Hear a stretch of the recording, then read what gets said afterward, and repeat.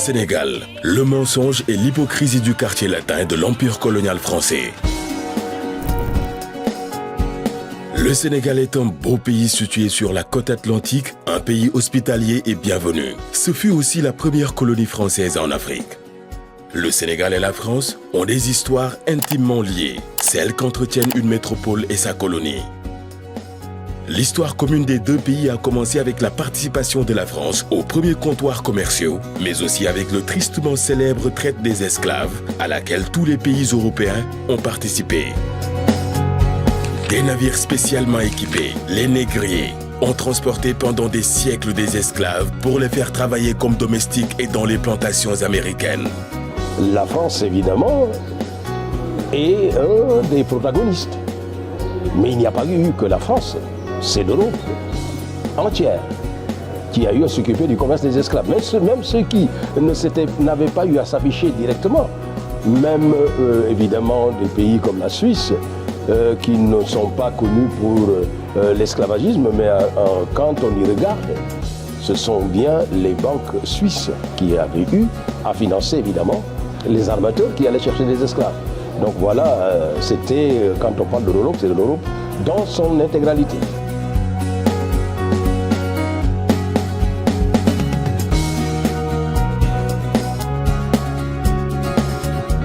La France est fière d'avoir été l'un des premiers pays à abolir l'esclavage en 1794. Mais ce n'est pas vrai. La France a aboli l'esclavage non pas par choix, mais en raison de la révolte des esclaves en Haïti.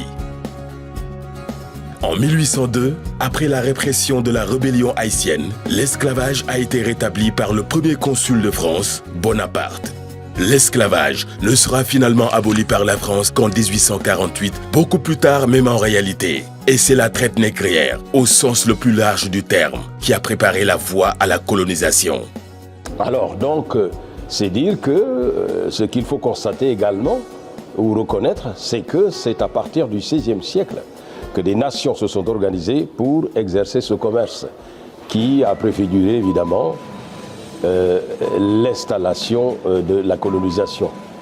On peut donc dire, sans risque de se tromper, que c'est certainement la colonisation qui a eu à remplacer la période de l'esclavagisme ou de la traite négrière.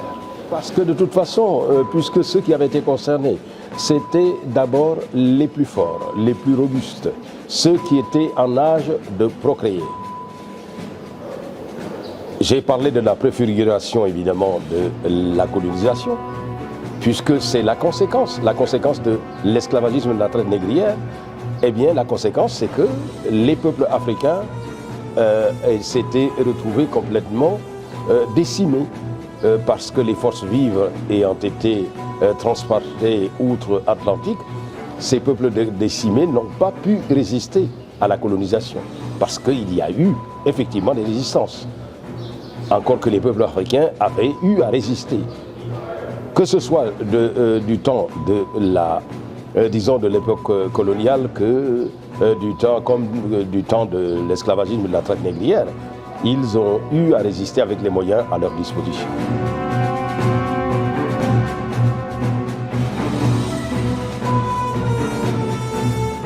Et la France ne s'est pas fait prier. Elle est passée des comptoirs et de la traite négrière à la saisie directe des terres africaines. Мы употребляем термин «колонизация». Насколько точно он отражает суть происходивших в Африке событий? Мы говорим о колонизации безлюдных земель, например, даже о колонизации Марса. Здесь мы имеем дело с прямым захватом и оккупацией территорий независимых государств с целью последующего их разграбления по предварительному сговору. Не случайно многие африканисты используют термин «берлинизация», потому что именно Берлинский конгресс 1884-85 годов стал преступным сговором, на которых ряд европейских государств поделили целый континент на сферы влияния, как криминальные группировки делят территорию для контроля наркотрафика и проституции. И термин эффективная оккупация стал основным принципом этого раздела, что означало необходимость максимальной эксплуатации ресурсов занятых территорий с целью их поступления на европейский рынок. И Сенегал оказался в зоне влияния Франции, что давало ей все возможности, карт-бланш на применение любых, даже самых антигуманных действий для réalisation этого принципа. Tierno Dicko, activiste de la société civile, sa campagne de sensibilisation aboutit au déboulonnement de la statue du gouverneur français, Tierno, continue de se battre pour le changement du nom colonial de Saint-Louis en nom historique de Ndar. Un Père Noël qui vient distribuer des cadeaux, non, ils ont quitté la France, ils ont pris leur bateau pour aller chercher de quoi manger ou bien de quoi développer la France. Ils sont tombés sur le Sénégal, ils sont entrés au Sénégal par la violence ensuite. Ils n'ont pas été invités, ils sont entrés par la violence, ils sont entrés en fusillant des hommes qui résistaient au départ. Donc ils ont fusillé des hommes qui résistaient. Ils sont installés, ils ont construit des bases pour ensuite aller coloniser le reste du Sénégal et ensuite le reste de l'Afrique.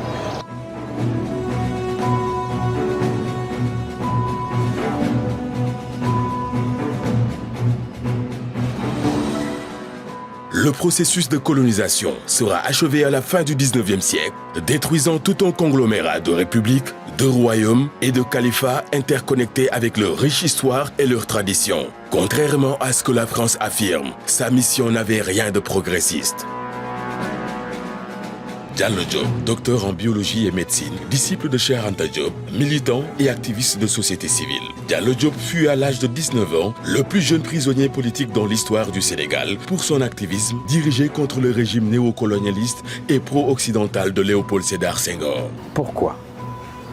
Les Occidentaux, dans leur mensonge colonial, on appelle ça, maintenant ils ont un beau mot pour ça, ils disent dans la narration ou dans le récit colonial, mais c'est un récit mensonger, c'est un récit imaginaire. On fait croire que tout vient d'Europe. Quand ils viennent nous coloniser, après nous avoir déportés, après l'esclavage, qu'est-ce qu'ils nous disent ? Nous vous apportons la civilisation, parce que vous êtes dans la barbarie. Vos religions, c'est de la sorcellerie ou de la magie. Vos sociétés sont des sociétés primitives. Vos langues ne sont pas des langues, ce sont des dialectes. Et ainsi de suite.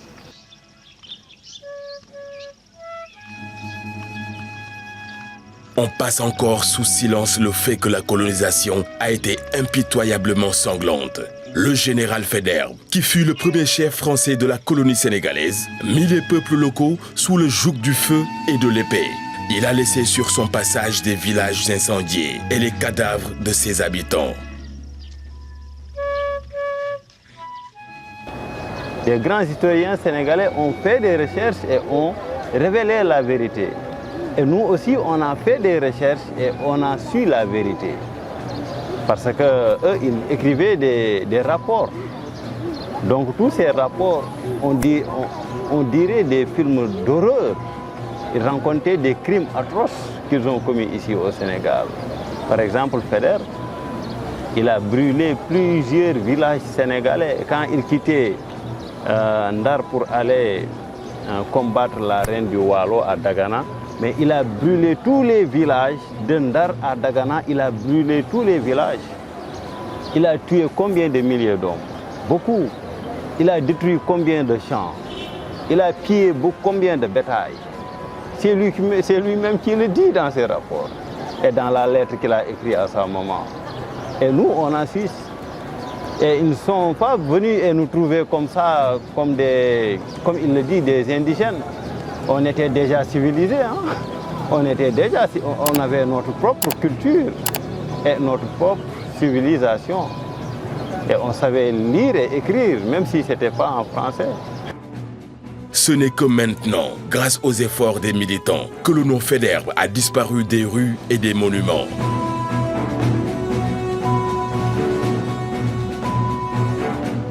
Il est de notre devoir de rétablir la vérité. Voilà pourquoi en 2011, on a déclenché un processus de décolonisation en commençant sur un symbole qui s'appelle la statue du criminel Faidherbe qui était érigée ici, sur cette place, au cœur de la ville. Et que beaucoup de monde ignorait ce qu'il était en réalité. Il était un criminel, un sanguinaire qui a tué beaucoup de Sénégalais. Ça, il faut que les Sénégalais et les Africains font des recherches pour le savoir. La lutte pour l'indépendance est restée dans l'histoire comme d'éminents représentants du Sénégal, ceux du peuple, de la noblesse, de la religion. Lat Dior Alboury Ndiaye et Cheikh Ahmadou Bamba. Cheikh Ahmadou Bamba, connu également sous le nom de Serigne Touba, est le fondateur du mouvement religieux mouride. Un combattant implacable contre les colonisateurs, il a été condamné pour ses activités anti-françaises et exilé. Ils l'ont vraiment pris et amené très loin de ce pays-là. Ils l'ont amené jusqu'au Gabon pour d'abord l'empêcher de dérouler son plan d'éducation, aussi de réussir sa mission, d'éveiller les consciences des Sénégalais et de les éduquer sur les valeurs, comme je l'ai dit, les valeurs islamiques authentiques. À la poursuite des opposants récalcitrants, la France ne lésine alors sur aucun moyen. C'est vraiment contradictoire. Dire que c'est des... Voilà, ils respectent les droits humains, comme on dit aujourd'hui, et vraiment priver quelqu'un de liberté, quelqu'un de non-violent comme Cheikh Ahmadou Bamba, c'est vraiment paradoxal. C'est ce que les Français ont fait, c'est ce qu'ils ont fait aussi à travers l'histoire, en Afrique ici. À ce jour, les Mourides constituent une force nationale, sociale, politique et économique importante au Sénégal.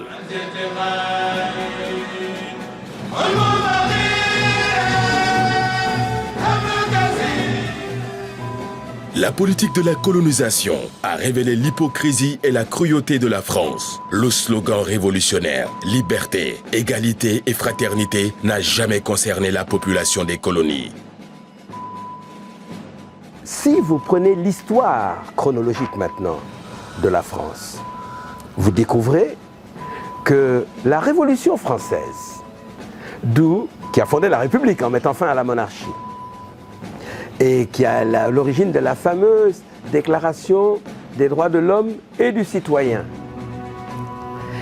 eh bien, la lecture diachronique, c'est-à-dire la lecture avec le recul de ce texte sacré de la liberté, comme on l'appelle, montre que les droits de l'homme dont il parle, c'est les droits du mâle et non de la femme, et que les citoyens dont il parle, c'est exclusivement les citoyens de la République française et non les coloniaux, les indigènes des colonies. C'est une escroquerie, cette fois-ci non pas scientifique, mais politique. Les forces des Africains étaient trop inégales. Malgré des années de résistance, le Sénégal a fini par être colonisé. Aujourd'hui dimanche, il fait un temps superbe. Chérie, on va se payer un petit peu d'agrément. Vous dites vraiment, ils nous ont roulé dans la farine en nous faisant prendre des vessies pour des lanternes. Honnêtement. Vous voyez? Et vous vous demandez, mais comment la génération de nos pères ont pu accepter cela? Eh bien, ils ne l'ont pas accepté. Ils ont supprimé, ils ont éliminé tous ceux qui n'étaient pas prêts à manger de ce pain-là pour les remplacer par des marionnettes. Pour la première fois au Sénégal, la politique du diviser pour régner a été appliquée à la question ethnique. Face à une population musulmane unie dans des forces confréries religieuses, la France adopte une nouvelle pratique. Elle crée un sous-groupe de personnes de son choix qui ont été éduquées dans des écoles chrétiennes françaises, inculquant un esprit d'obéissance et de soumission à la France. Et c'est parmi elles que les sièges de l'administration coloniale ont été distribués en opposition à l'aristocratie et aux chefs religieux historiquement formés, semant l'inimitié et la haine entre les peuples. Il faut savoir que pendant longtemps, l'élite indigène était formatée dans l'esprit de la soumission et de l'adoration du maître français. Et donc, des gens comme mon père, parce que cela je le dois à mon père et à ma mère, étaient ultra minoritaires.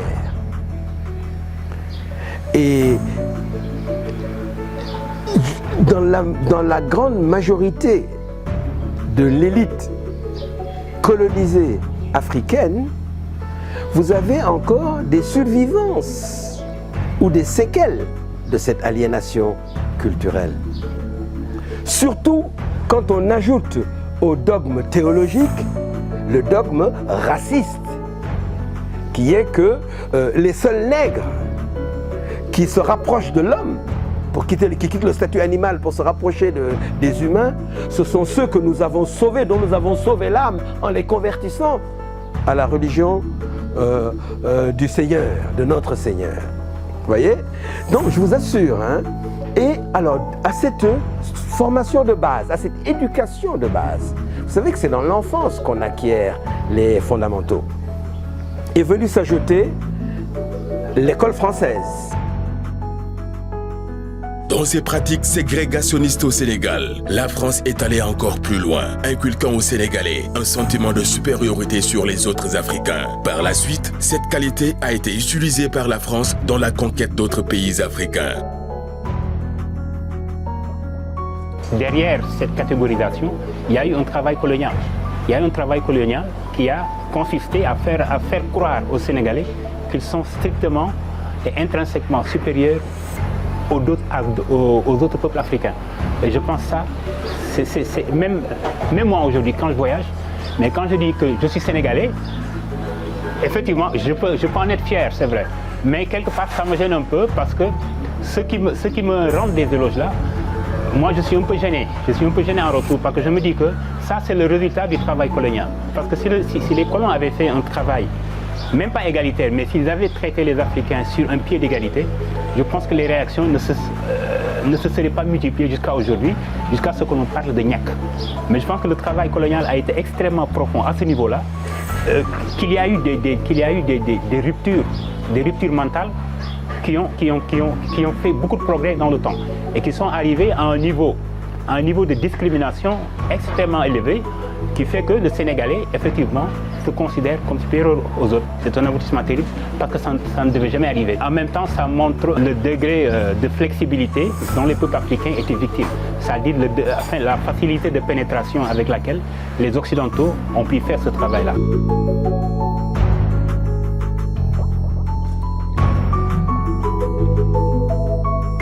L'héritage de la traite négrière et de la colonisation n'a pas été vain. Il a laissé une empreinte gravée à jamais dans l'esprit du peuple sénégalais. C'est la perte de l'estime de soi et conséquence évidemment de la traite négrière d'une part et de la colonisation d'autre part. Parce qu'il y a eu 400 ans de traite négrière en parlant du commerce transatlantique, mais également de la colonisation qui a duré 200 ans. Au total, évidemment, c'est pendant 600 ans, évidemment, que l'Afrique a été forcément remise à multipliée par 0. Le Sénégal a été le berceau des tirailleurs sénégalais, le nom collectif de l'infanterie légère des colonies africaines qui s'est couverte de gloire de la Crimée à Madagascar. Créé par le général Faidherbe, son destin fut triste car il a été un instrument de l'impérialisme français, de la chair à canon dans la lutte pour les intérêts de la France. Les tirailleurs ont participé aux campagnes de colonisation en Afrique. Ils se sont battus contre les peuples d'Algérie et d'Indochine qui luttaient pour leur indépendance. Quand le colonisateur est entré au Sénégal, il a utilisé les Sénégalais. Il a d'abord formaté les têtes et il a utilisé les Sénégalais comme des tirailleurs qui sont allés coloniser d'autres pays africains avec leurs armes, qui ont fait la guerre à d'autres pays frères africains pour le compte de la France. Et ça, c'est catastrophique. Et nous, et beaucoup de Sénégalais regrettent ça, regrettent le fait que des Sénégalais soient utilisés pour aller combattre d'autres pays frères pour les coloniser. Allons enfants de la patrie, le jour de gloire. Et le règlement des comptes sanglants de la France avec les tirailleurs sénégalais de la caserne Thiaroye a été, en fait, un épilogue dramatique, mais suggestif. Envoyés criminellement à la guerre, ils ont été abattus criminellement sur leur propre terre. Parce que nous ne sommes pas des citoyens français, nous sommes des sujets français. Et pourquoi vous n'avez pas pris la nationalité française? Vous êtes instruit, non? La nationalité française, non merci. Je reste africain et je garde mon instruction. Pour moi, ça représente le mépris et l'ingratitude de la France envers les tirailleurs sénégalais, envers pas seulement les tirailleurs sénégalais, mais envers tous les Noirs, envers le peuple africain, envers la race noire. Vous voulez étouffer cette histoire parce que la France veut montrer que c'est une nation de grande, c'est une grande nation.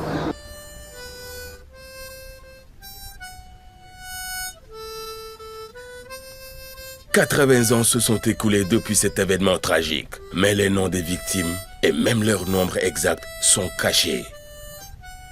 Quand Thiaroye, un film réalisé par Ousmane Sembène, 36 ans, a été interdit de diffusion. Les tirailleurs sénégalais étaient également un élément important de la mise en forme pro-française de l'élite nationale et un certain nombre des premiers présidents des anciennes colonies y sont passés.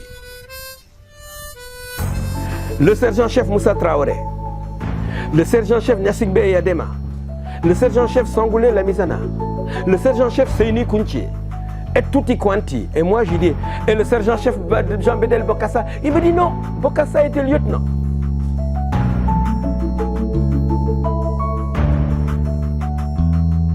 Ce n'est pas pour rien que le Sénégal est appelé le quartier latin de l'Afrique, car ce pays a donné naissance à toute galaxie de scientifiques, de poètes et d'intellectuels.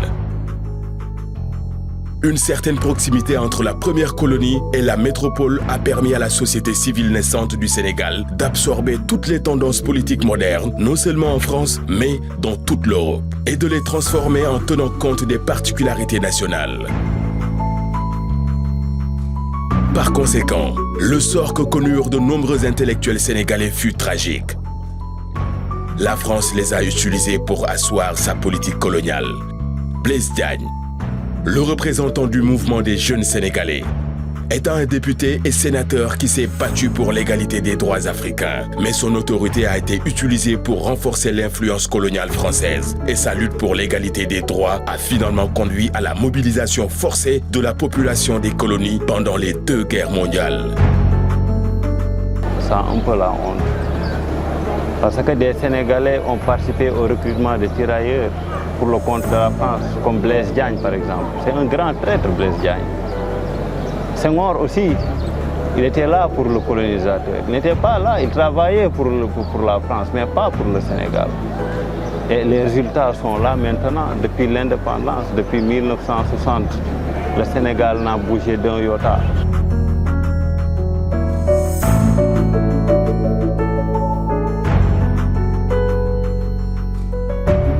Léopold Sédar Senghor, poète, l'un des fondateurs de la théorie de la négritude et du panafricanisme, professeur de la littérature française à la Sorbonne, élu par la France à la présidence de la République du Sénégal, qui a fait sécession de la Fédération du Mali. Le premier geste pro-français impopulaire d'un président panafricaniste est la base de son destin tragiquement ambivalent. Vous voyez, on nous a vendu Senghor et le senghorisme, qui est complètement inconsistant. Hein. Mais aujourd'hui, on ne retient de Senghor que le premier président de la République du Sénégal. Or, c'est les Français qui l'ont imposé. La vérité a une force propre, la dynamique spécifique de la vérité. Ce n'est qu'une question de temps, mais il finit toujours par prévaloir sur le mensonge, aussi élaboré que ce mensonge puisse être. Qu'est-ce qui reste de Senghor? Zéro pointé. Les Français ont programmé la cascade des indépendances africaines qui fait qu'on dit 1960 c'est l'année des indépendances, à raison de une indépendance par mois. Et c'est les Français qui règlent la date, les modalités de la signature à Paris, la signature des accords de coopération avant les accords d'indépendance, et les drapeaux, les hymnes nationaux. figure emblématique de l'indépendance du Sénégal. Se retrouvant dans le tourbillon de la politique néocoloniale française, il est entré dans l'histoire avec l'abolition du multipartisme au Sénégal, les persécutions et les emprisonnements et les représailles contre les opposants politiques. Je vous assure, c'est des citations qu'on cache aujourd'hui pour nous le faire passer pour le père de l'indépendance. Il était contre l'indépendance. Et Mamadou Dia en a donné des preuves. Au moment du référendum de 58, il lui dit « Mais j'ai déjà donné ma parole au général de Gaulle de faire voter oui ». Il dit « Mais moi, je suis pour le non ». Et il lui dit « Non, on ne peut pas prendre l'indépendance avant 50 ans ». Et il négocie jusqu'à ce qu'ils ont transigé à 5 ou 10 ans au lieu de demi-siècle initial. Bref, Senghor, outre donc qu'il ne voulait pas de l'indépendance, il a accepté, comme tous les autres ont accepté le chantage de De Gaulle qui disait « Je vais vous donner l'indépendance après que vous ayez signé les accords de coopération. L'un ne va pas sans l'autre. » Or, c'est quoi les accords de coopération? Ce sont des accords de servitude volontaire. Vous maintenez des bases militaires françaises, vous gardez la monnaie coloniale, vous gardez notre langue dans votre système d'enseignement et tout notre système d'enseignement. L'aide et la coopération va prendre la place de la domination. Et tutti quanti. Bref, vous nous donnez la priorité sur les mines. Toute ressource minière qu'on trouve, la France a un droit de préemption par rapport à vous, ainsi de suite. C'est ça les accords de coopération. Grâce à sa réputation, Senghor a volontairement démissionné de son poste de président et est allé vivre ses jours en France. Mais le cadre de la domination française qu'il a fixé est toujours en vigueur. Ce qui fait l'identité nationale d'un peuple, c'est sa culture nationale. Or, le noyau dur de la culture, mais c'est la langue de culture. Or, jusqu'à ce jour, on nous définit comme des pays francophones et le premier président de cette république arachidière était non pas seulement un francophone francophile, c'était un francolâtre. Il a fini sa carrière, son cursus honorum comme membre de l'Académie française après avoir démissionné de la présidence. Eh bien, le phénomène que vous constatez et que nous dénonçons est lié au fait que jusqu'à ce jour, 60 ans, plus de 60 ans après les indépendances formelles, la seule langue officielle du Sénégal, c'est le français.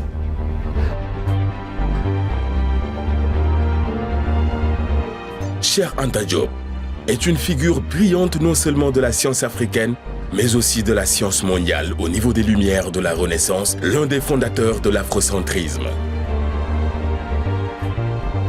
Et ce que je cherchais chez Marx, je l'ai trouvé chez Cheikh Anta. C'est-à-dire l'explication scientifique de l'histoire de l'Afrique, mais non pas de l'histoire récente dans les temps modernes, qui est d'une histoire d'esclavage, de déportation, d'oppression coloniale, hein, et de toutes sortes de brimades et d'abus. Cheikh montrait dans son travail de thèse qu'il n'avait même pas pu soutenir en Sorbonne, tellement le propos était iconoclaste, que non seulement la première humanité était africaine, mais qu'elle était noire charbon, comme moi-même, et que ce sont les Africains qui ont peuplé la terre, mais que c'est la civilisation antique de l'Égypto-Nubie qui a initié les autres peuples du monde à l'ensemble du patrimoine culturel de l'humanité, à commencer par le langage parlé, l'écriture, le calcul, l'astronomie, l'agriculture, l'élevage, la médecine, la chirurgie, la pharmacie, etc. Tout le patrimoine culturel, c'est-à-dire scientifique, technique, philosophique et théologique. Les postulats qu'il avançait ne pouvaient qu'alarmer la France et l'obliger à former de nouvelles contre-méthodes. On nous a inculqué un mensonge selon lequel les sciences, toutes les sciences, nous les avons hérités des Français, ou disons de l'Europe, de l'Occident. C'est encore le cas jusqu'à ce jour, mais ce n'est pas définitif, ce n'est pas irréversible. C'est encore une des contributions majeures de Cheikh Anta d'avoir montré que dans les sociétés humaines, la clé réside dans la culture des groupes humains. Mais tout au long de sa vie, il a été persécuté et rabaissé par la France, mais aussi par les gouvernements pro-français du Sénégal déjà indépendants. Il n'a même pas eu l'occasion d'enseigner à l'université qui porte aujourd'hui son nom.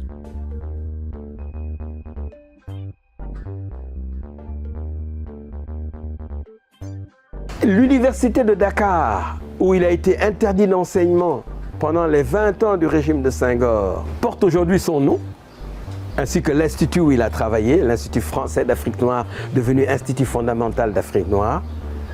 Mais plus de 30 ans après sa mort, bientôt 40 ans après sa mort, l'œuvre de Cheikh Anta ne figure toujours pas au programme d'aucune des facultés de l'université de Dakar qui porte son nom. C'est pas un hasard.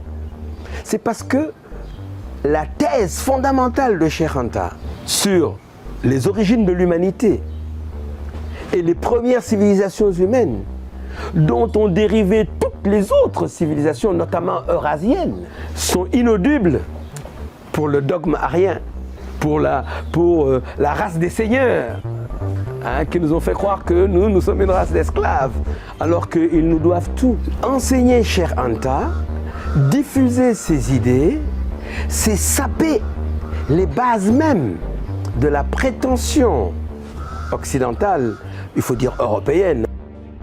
Le jeune technocrate et intellectuel Abdou Diouf, qui a dirigé le pays après le départ de Léopold Sédar Senghor, a poursuivi son parcours néocolonial. Et la situation économique du pays n'était pas très différente de celle de la période coloniale.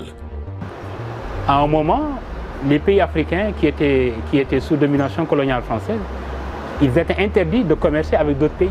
Tous les produits qui étaient comme l'arachide ou autres, qui venaient du Sénégal, en priorité devaient être exportés en France. Maintenant, si les Français n'en voulaient plus ou s'ils en avaient assez, le Sénégal ou le Mali, le Mali ou autre, pouvaient peut-être trouver d'autres canaux. Ça, c'est ce genre de situation-là qui fait qu'un pays, à mon avis, perd son indépendance.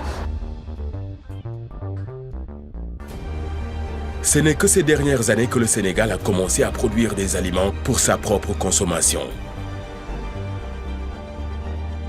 L'idée de lancer le supermarché 100% sénégalais, pour nous, on a vu le contexte économique du Sénégal, où aujourd'hui, bien sûr, le Sénégal est entre la croisée des chemins entre la production et la distribution. Il y a une petite part de production locale qui n'est pas encore suffisante. Et maintenant, c'est récemment, il y a 5 et 6 ans en arrière, que ces mastodontes sont arrivés. Le marché est ouvert, le besoin est là. Donc je pense que pour certains, c'est un succès. Et nous, dans notre philosophie et notre politique, en tout cas, de promouvoir les entreprises africaines, d'abord le Sénégal et la sous-région, parce que le marché, il est là. On sait que le besoin est énorme.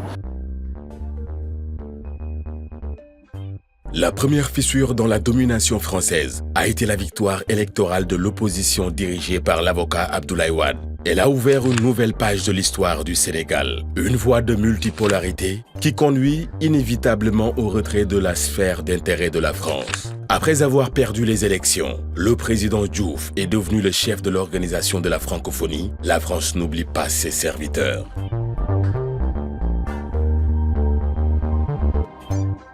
Abdoulaye Wade a été un peu plus rebelle parce que lui, c'est sa nature. Le mérite qu'il a eu, le président Abdoulaye Wade, c'est d'avoir permis l'émergence de plusieurs entreprises étrangères au Sénégal qui sont venues, des entreprises turques, des entreprises coréennes, américaines ou autres, qui sont venues au Sénégal pour concurrencer un peu les Français.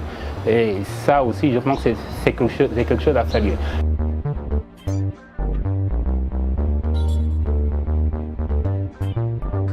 Mais malgré toute la prudence de ses démarches vers la souveraineté, il fut le premier à dire activement « France dégage ». L'une des bases militaires françaises a été fermée et la France a perdu son monopole sur le port autonome de Dakar.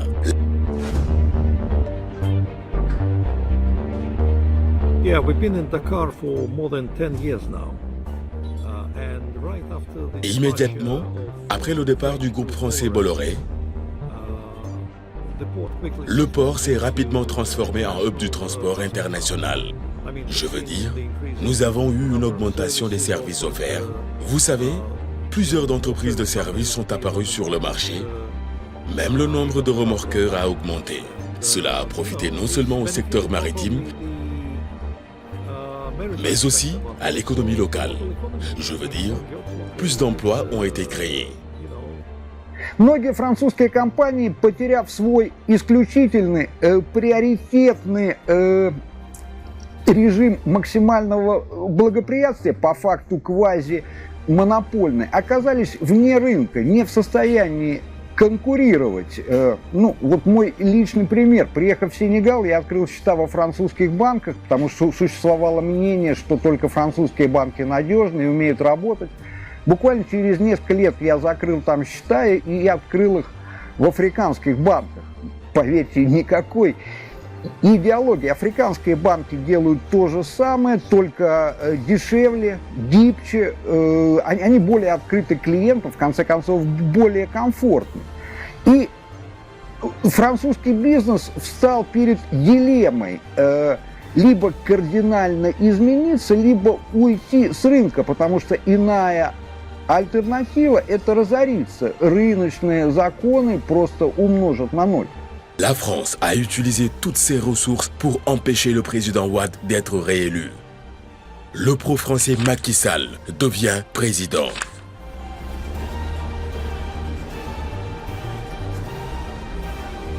Le président Macky Sall, c'est un homme qui est fondamentalement pro-français. Ça ne se discute pas. Il est pro-français.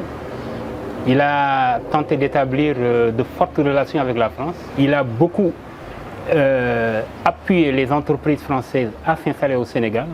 Les plus grands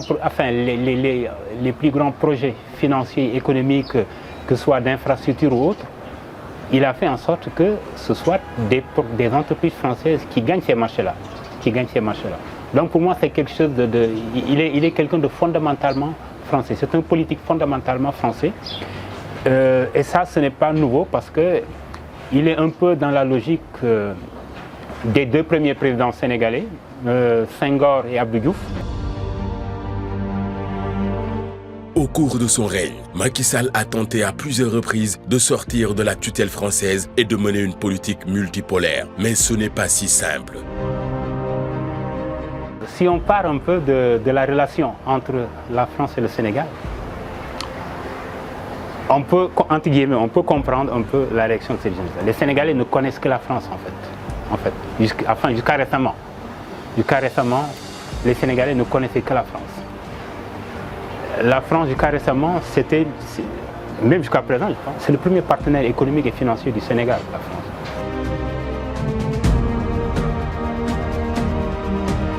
Le Sénégal est très important à l'heure actuelle pour la France. Et la France a une poigne de fer. Les principes de la France-Afrique ont été préservés. On assassine le Mali, la Syrie. Maintenant, les agressions extérieures, ça va être ce qu'on appelle la France-Afrique, ça va être ce qui va être l'impérialisme. Voilà, c'est tout ça, et toutes les formes d'impérialisme. Hein. Et ça, c'est les agressions extérieures. Les gens qui veulent venir prendre les matières premières en Afrique et rien donner en contrepartie. Le franc colonial français est resté en vigueur. Enfin, ça existe en Afrique de l'Ouest et c'est une anomalie. Je pense que le Sénégal doit avoir les moyens d'avoir une marge de manœuvre au plan politique. Même si les économistes disent que la monnaie est le fondement de toute politique économique viable. Ce qui veut dire que le Sénégal ne peut pas avoir des politiques économiques viables avec le franc CFA dépendant encore de l'euro. Ce n'est pas possible. Les économistes le disent, ce n'est pas moi qui le dis. Les économistes le disent. Donc pour moi, il est indispensable qu'un pays, s'il veut être souverain, assure sa sécurité, batte sa monnaie, sa propre monnaie, quitte à ce que cette monnaie-là soit le déclencheur d'une inflation à 1000% ou 2000%. Beaucoup de pays vivent cette situation-là. Mais ils s'en sortent. Ils s'en sortent. Ce pays-là assure sa sécurité.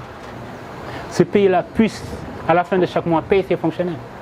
Quand un pays a besoin d'appui budgétaire chaque fin de mois pour payer les 2/3 de ses fonctionnaires, ce pays-là ne peut pas être indépendant.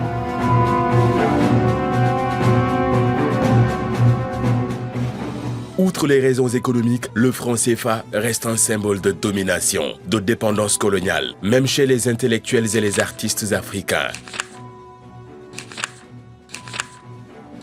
Je pouvais créer ainsi cette monnaie-là. Ce n'a pas été parce qu'elle a été une conception artistique et non une décision politique.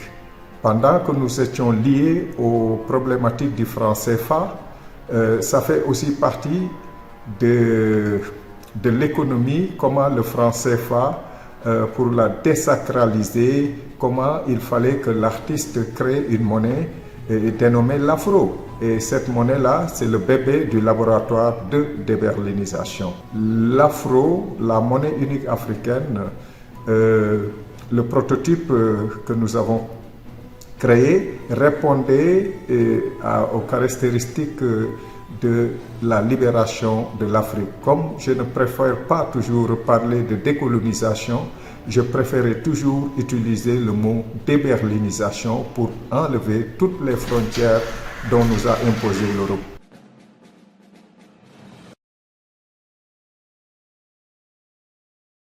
En limitant la politique du Sénégal et en dominant tous les domaines, la France n'a pas laissé au pays la moindre chance de développement.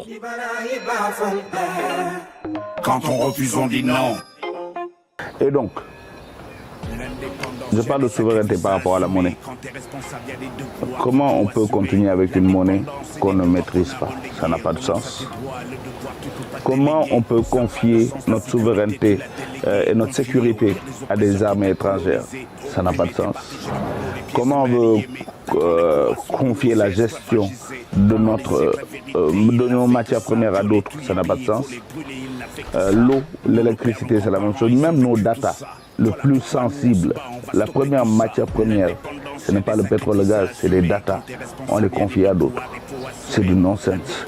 Donc c'est par rapport à toutes ces questions que je dis quand on refuse, on dit non, que l'indépendance, c'est des devoirs qu'on assume. Et la dépendance, c'est des devoirs qu'on ne veut pas assumer, qu'on délègue à d'autres. Sous Macky Sall, l'émigration illégale de la jeunesse sénégalaise vers l'Europe a pris une ampleur considérable. Un voyage extrêmement risqué qui a déjà coûté beaucoup de vies humaines. Qu'est-ce qui pousse les Sénégalais, en particulier les jeunes, dans cette voie?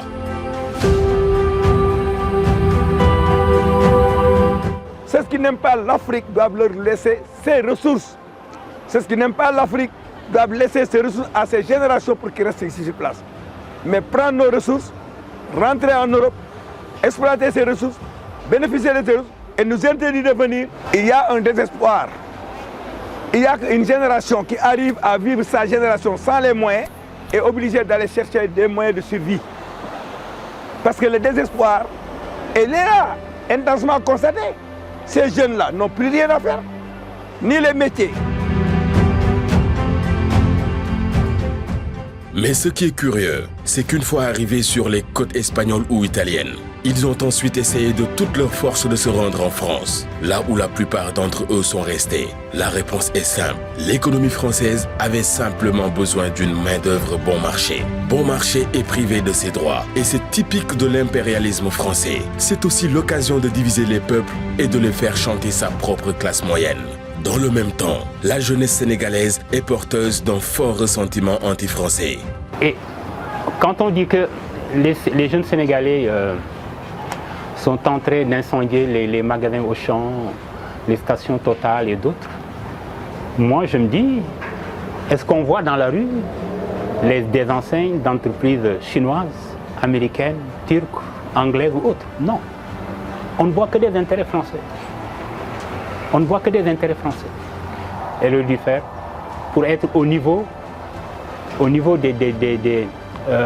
des revendications légitimes des jeunes Sénégalais.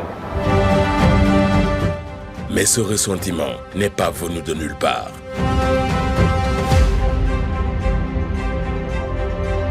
C'est Macron qui attise le sentiment anti-français. Chaque fois qu'il ouvre la bouche pour parler d'Afrique, il dit une bêtise. C'est lui qui attise le sentiment anti-français, c'est pas moi. Mais il faut qu'on soit sérieux et qu'ils comprennent qu'il y a un vent de rupture et de changement et de souveraineté qui souffle sur toute l'Afrique et que plus rien ne sera pareil.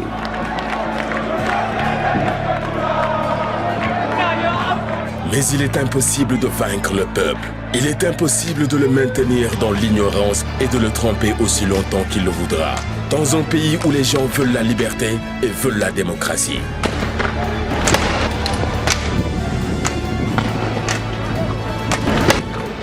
Et à quoi étaient dues ces manifestations-là? C'était dû, ces manifestations-là. Ce n'étaient pas des manifestations subversives. Ce n'étaient pas des manifestations qui étaient destinées à renverser le pouvoir. Ce n'étaient pas des manifestations qui étaient destinées à installer le désordre durablement au Sénégal pour qu'un pouvoir tombe et qu'un autre prenne le relais. Ce n'était pas ça. La plupart des revendications survenues au Sénégal depuis 3-4 ans, ce sont des manifestations de revendications démocratiques. Les gens veulent manifester quand ils veulent manifester. Mais systématiquement, depuis 3 ans, 4 ans, toutes les demandes de manifestation sont refusées systématiquement, avec toujours les mêmes prétextes. Troubles à l'ordre public, systématiquement. Un pays dans lequel son peuple veut son droit naturel de disposer de ce qui lui appartient.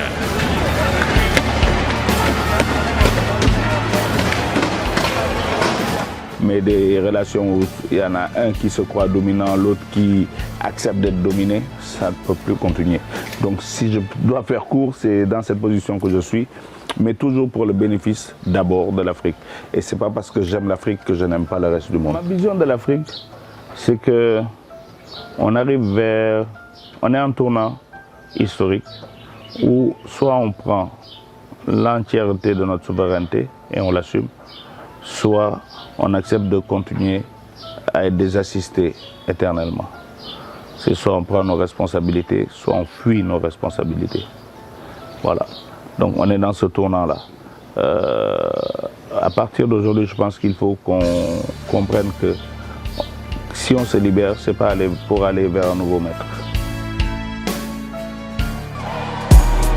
Et cela est confirmé par la victoire de la coalition Diomaye Sonko aux élections présidentielles. Comme une victoire éclatante du mouvement d'opposition au slogan anti-français et souverain.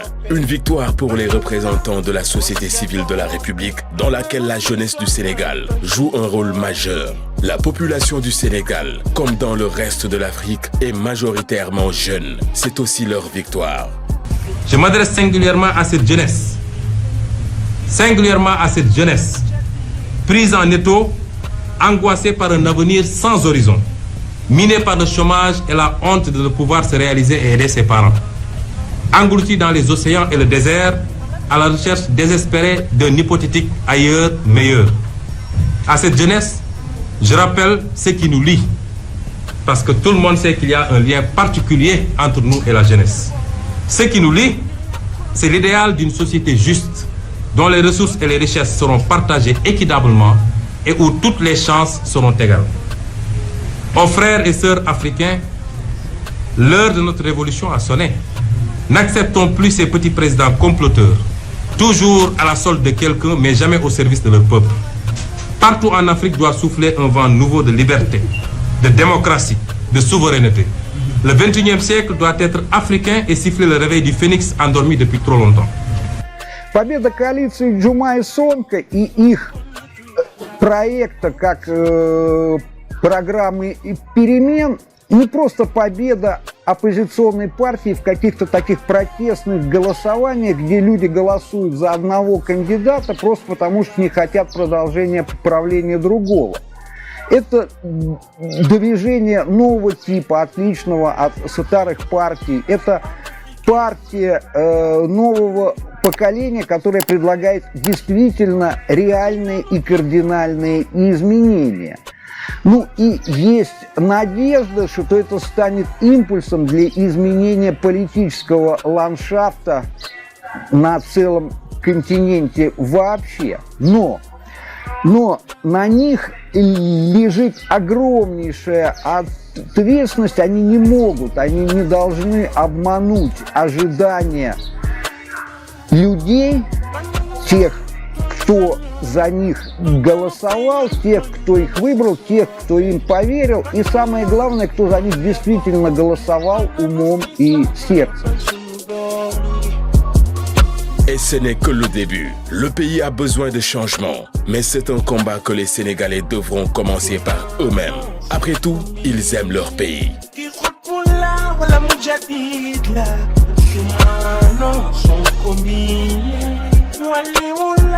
Et puis après, je pense que c'est normal, hein. Quand on aime son pays, on doit le défendre. Ma position, c'est défendre l'Afrique avec des valeurs africaines en restant ouvert sur le monde.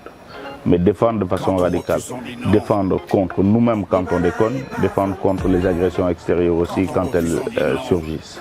Voilà, nous-mêmes, c'est la corruption, c'est la confiscation du pouvoir, nous-mêmes, c'est le manque de sérieux, le manque de discipline, ça c'est nous-mêmes, tu vois.